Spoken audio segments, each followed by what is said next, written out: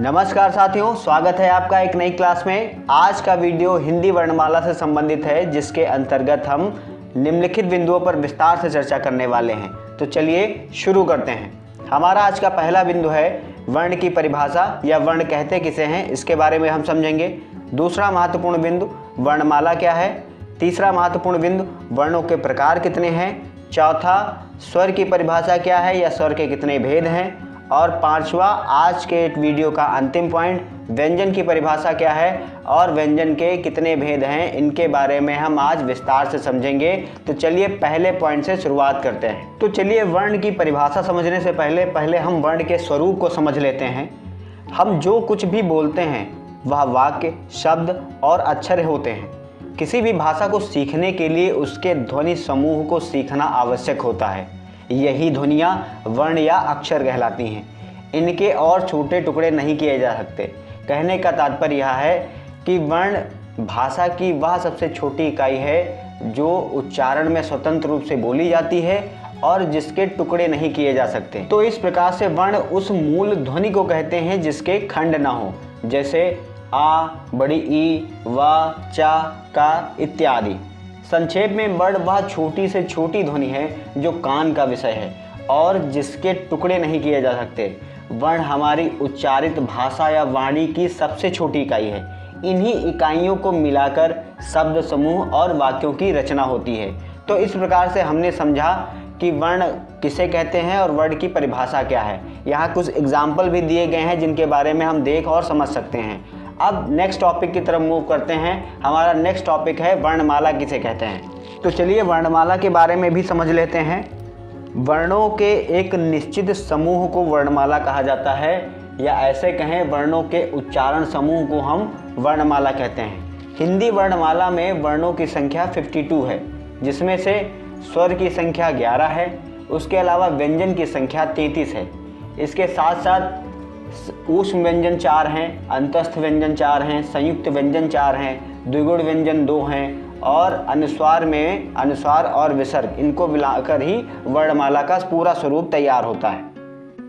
अब उपरोक्त बताई गई बातों को आप इस फिगर के माध्यम से भी समझ सकते हैं। ये वर्णमाला का पूरा चार्ट है जिसमें स्वर, व्यंजन, अंतस्थ व्यंजन, ऊष्म, संयुक्त व्यंजन, द्विगुण व्यंजन और अनुस्वार और विसर्ग, इनको स्पष्ट रूप से दर्शाया गया है। आप इस फिगर को देखकर भी समझ सकते हैं। अब चलिए नेक्स्ट टॉपिक की तरफ बढ़ते हैं कि वर्ण के भेद कितने होते हैं। तो हिंदी वर्णमाला में वर्णों के 2 भेद होते हैं। उच्चारण के 2 प्रमुख तत्व हैं, जिसमें से पहला है स्वर और दूसरा व्यंजन। वर्णों के निर्माण में इन दोनों का ही योग रहता है। अब हम स्वर और व्यंजन का अलग से क्लासिफिकेशन पढ़ेंगे। तो चलिए शुरुआत करते हैं सबसे पहले स्वर को समझने से।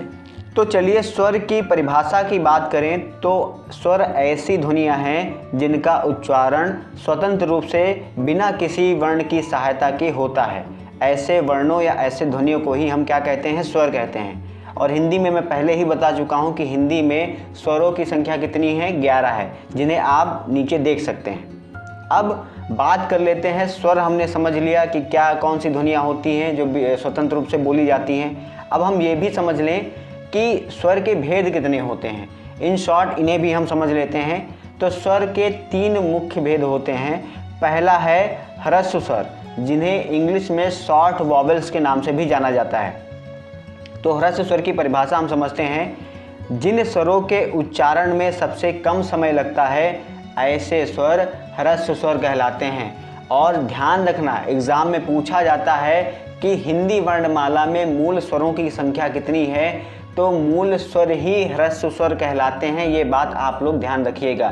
तो हिंदी में ह्रस्व स्वरों की संख्या 4 होती है। कौन कौन से? आ, छोटी ई, छोटा ऊ और री। इन्हें मूल स्वर भी कहा जाता है। अब स्वर के दूसरे भेद के बारे में चर्चा करें तो दूसरा भेद है दीर्घ स्वर, जिसे लॉन्ग वॉवेल्स के नाम से भी जानते हैं। जिन स्वरों का उच्चारण ह्रस्व स्वरों के उच्चारण से दुगने समय में किया जाता है, ऐसे स्वरों को हम दीर्घ स्वर कहते हैं। इनकी संख्या कितनी है? तो इनकी संख्या है 7। कौन कौन से?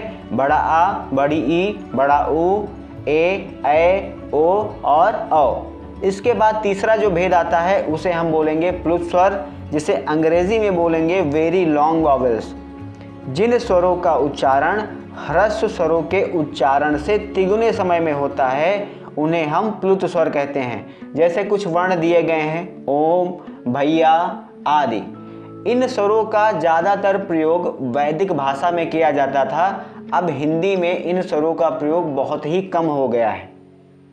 तो इस प्रकार हमने स्वर की परिभाषा और स्वरों के भेदों की परिभाषा और उनके बारे में महत्वपूर्ण जानकारी हमने प्राप्त की।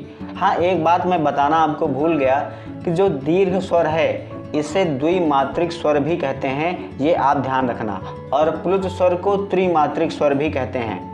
अब चलिए बढ़ते हैं नेक्स्ट टॉपिक की तरफ, जो हमारे आज के वीडियो का अंतिम टॉपिक है कि व्यंजन की परिभाषा क्या है और व्यंजन के प्रकार कितने होते हैं। तो मित्रों, व्यंजन के परिभाषा की बात करें तो व्यंजन वे वर्ण हैं या ध्वनियाँ हैं जिनका उच्चारण स्वरों की सहायता से होता है। इन्हें हम स्वतंत्र रूप से नहीं बोल सकते। प्रत्येक व्यंजन के उच्चारण में आ की ध्वनि छिपी रहती है, ये आपको पता होना चाहिए, और आ के बिना व्यंजन का उच्चारण संभव नहीं है। जैसे हम एक शब्द ले लें काम, तो उसमें का एक ध्वनि है जो व्यंजन के अंतर्गत आएगी, और उसमें जो मात्रा लगी है बड़े आ, और माँ में जो मात्रा लगी है छोटा आ। इस प्रकार से बहुत सारे वर्ड ऐसे हैं जिसमें हमें जो वर्ड लिखा भी हुआ है उसमें आ की मात्रा हमें छिपी हुई दिख जाती है या मिल जाती है। अब चलिए बात कर लेते हैं व्यंजन के भेदों के बारे में। तो व्यंजन के भी 3 भेद हैं, क्योंकि मैंने बताया था हिंदी वर्णमाला में व्यंजन की संख्या कितनी है, 33। अब यहाँ पर एक प्रश्न उठना चाहिए बच्चों, आप ध्यान से अगर सुने होंगे तो एक प्रश्न ये उठना चाहिए कि मैंने जब वर्णमाला बताई थी तो वर्णमाला में मैंने कितने व्यंजन बताए थे, कितने वर्ण बताए थे, 52। और यहाँ पर मैंने स्वरों की संख्या कितनी बताई, 11, और व्यंजन की संख्या कितनी बता रहा हूँ, 33। अब आप ये कहेंगे कि सर स्वरों की संख्या 11 है और व्यंजन की संख्या आप 33 बता रहे हैं। अगर हम इनको जोड़ भी दें तो टोटल संख्या कितनी हो जाएगी, 46। तो बाकी के 8 व्यंजन कहाँ चले गए, बाकी के 6 व्यंजन 8 व्यंजन कहाँ चले गए, ये इसकी जानकारी कैसे होगी। तो उन व्यंजनों के बारे में उन वर्णों के बारे में भी मैं आपको जानकारी प्रोवाइड कराऊंगा। सबसे पहले व्यंजन के भेदों के बारे में हम समझ लेते हैं। पहला भेद है स्पर्श व्यंजन। इसकी परिभाषा क्या है कि जिन व्यंजनों को बोलते समय मुख के कोई 2 भाग आपस में पूर्ण रूप से स्पर्श करते हैं उन्हें स्पर्श व्यंजन कहते हैं। इनकी संख्या कितनी है, इनकी संख्या 25 है। कौन कौन से हैं, जैसे अगर वर्ग में बात करें, का वर्ग, चा वर्ग, टा वर्ग, ता वर्ग और पा वर्ग। प्रत्येक वर्ग में 5-5 व्यंजन हैं। जैसे मैं बात करूं का वर्ग की, तो का वर्ग में का, खा, गा, घा, अंगा। ऐसे ही चा वर्ग में चा, छा, जा, झा, इया। ऐसे ही टा वर्ग में टा, ठा, डा, ढा, अड़ा। ऐसे ही ता वर्ग में ता, था, दा, धा, ना। ऐसे ही पा वर्ग में पा, फा, बा, भा, मा। इस प्रकार से हर वर्ग में 5 व्यंजन होते हैं। तो स्पर्श व्यंजनों की संख्या कितनी हो गई, 25। अब बात करते हैं दूसरे प्रकार के व्यंजन की। वह प्रकार का नाम है अंतस्थ व्यंजन। इसकी क्या परिभाषा है, इनका उच्चारण करते समय जीभ मुख के किसी भाग को पूरी तरह स्पर्श नहीं करती, मतलब हल्का सा स्पर्श करती है, पूरी तरह स्पर्श नहीं करती। इनकी संख्या कितनी है, इनकी संख्या 4 है। कौन कौन से वो व्यंजन हैं, या, रा, ला, वा। इसमें से अर्ध स्वर भी इन्हें कहा जाता है, या और वा को अर्ध स्वर भी कहा जाता है। अब चलिए तीसरे प्रकार के व्यंजन के बारे में समझ लेते हैं। तीसरे प्रकार का व्यंजन है ऊष्म व्यंजन। इन व्यंजनों का उच्चारण करते समय वायु मुख के विभिन्न भागों से टकराकर ऊष्मा उत्पन्न करती है या घर्षण करते हुए निकलती है। ऐसे व्यंजनों को हम क्या कहते हैं, ऊष्म व्यंजन कहते हैं। इनकी संख्या कितनी है, इनकी संख्या भी 4 है। कौन कौन से, तालव्य सा, मूर्धा सा, दंत सा और हा। इस प्रकार से हमने व्यंजन का भी क्लासिफिकेशन समझ लिया। अब बात आते हैं अपने पहले वाले प्रश्न पर कि मैंने कहा था कि वर्णमाला में वर्णों की संख्या 52 होती है, फिर भी स्वर और व्यंजन को मिलाकर उनकी संख्या 44 ही बनती है। 8 व्यंजन हमें पता ही नहीं कि कौन से हैं वर्णमाला में। तो उनके बारे में भी मैं बता दूं, हिंदी वर्णमाला में 4 संयुक्त व्यंजन हैं। कौन कौन से, श्र, छ, त्र और ज्ञा। इसके अलावा मैंने जब वर्णमाला की आपको फ़ोटो दिखाई थी तो उसमें 2 उच्छिष्ट व्यंजन थे, डा और ढा, और 2 एक अनुस्वार था और एक विसर्ग था। इनको मिलाकर ही हमारी हिंदी वर्णमाला कंप्लीट होती है। तो इस प्रकार से वर्णमाला से संबंधित आज का जो वीडियो है ये पार्ट 1 है। दूसरा पार्ट जल्द ही आएगा। मुझे उम्मीद है कि ये वीडियो आपको पसंद आया होगा। अगर कोई क्वेरी है या कोई क्वेश्चन है प्लीज़ कमेंट बॉक्स में कमेंट करिएगा। तब तक मिलता हूँ नेक्स्ट वीडियो में नए टॉपिक के साथ। तब तक के लिए धन्यवाद।